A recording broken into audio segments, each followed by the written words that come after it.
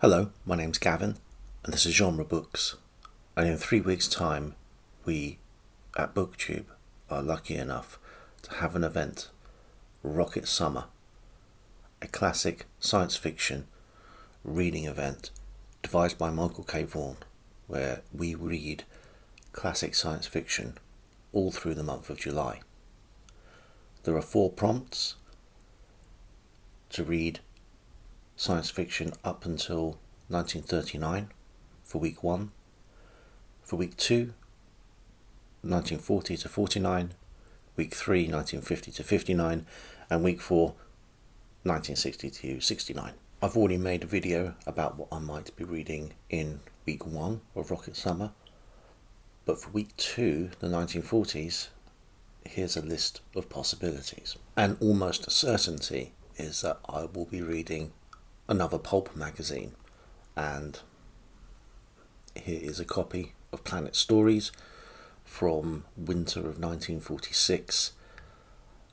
Although it might not be this issue that I will be reading, it's one I have a physical copy of, so I can wave it about like an idiot. The cover story for this is The Man the Sun Gods Made by Gardner F. Fox, and other writers in here include Carl Jacobi, Carl Selwyn, Basil Wells, Bryce Walton, and writers I've not heard of, Emmett McDowell and Larry Sternig. As I said in the previous video, I like that in these old pulp magazines there is a mix between the familiar names and ones that are new to me. But as it's the 1940s, this gives me an excuse to continue my deep dive that I'm doing for the entire run of Planet Stories.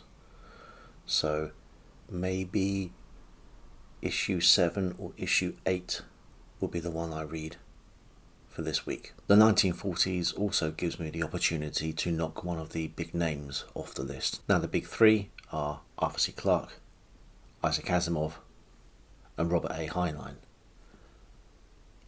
I've never understood why Ray Bradbury didn't make it a big 4, but there you go. But this is Orphans of the Sky by Heinlein. I've not read this book. It's a slim volume, so it's a strong contender for something to fit into what promises to be the second of 4 busy weeks.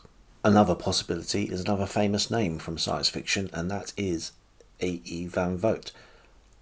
Slan is the book here. Now, this was a book that came out later than the 1940s, but the material was all from the 1940s, I believe, so I do count this one. Slans, a super race capable of mind reading and equipped with bodies many times more resistant to fatigue than ordinary mortals, but they live in constant fear of discovery, for the rewards are great if anyone should capture a Slan, dead or alive. Johnny Cross was their only hope. He alone had the secret of his father's invention.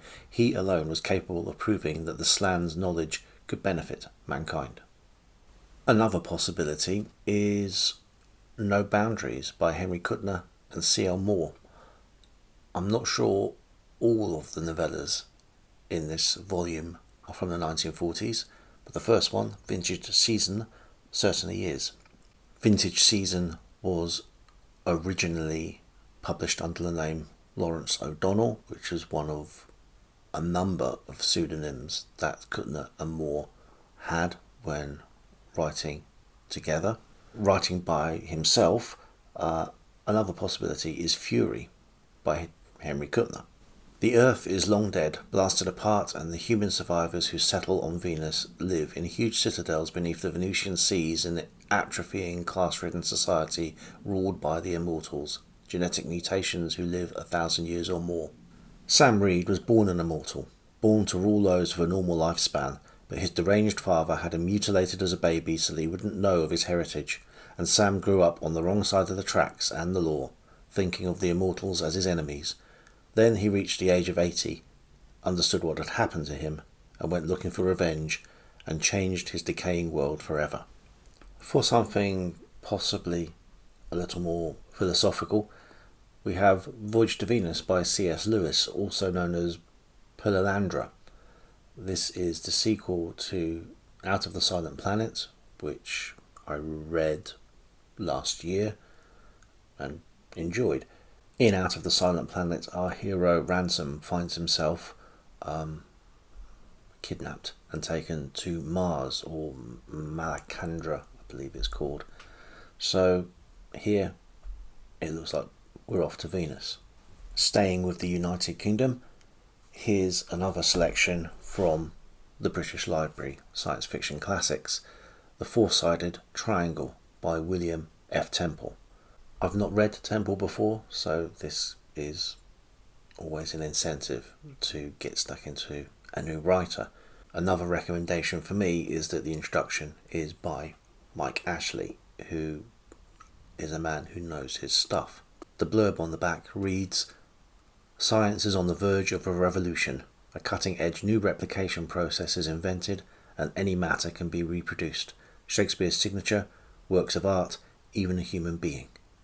When a brilliant scientist believes that this perfect replication offers the solution to an excruciating love triangle, the limits of the new technology are tested, and impossible questions of identity and originality threaten to tear apart the best laid plans of paradise." So I'm already sold on the story.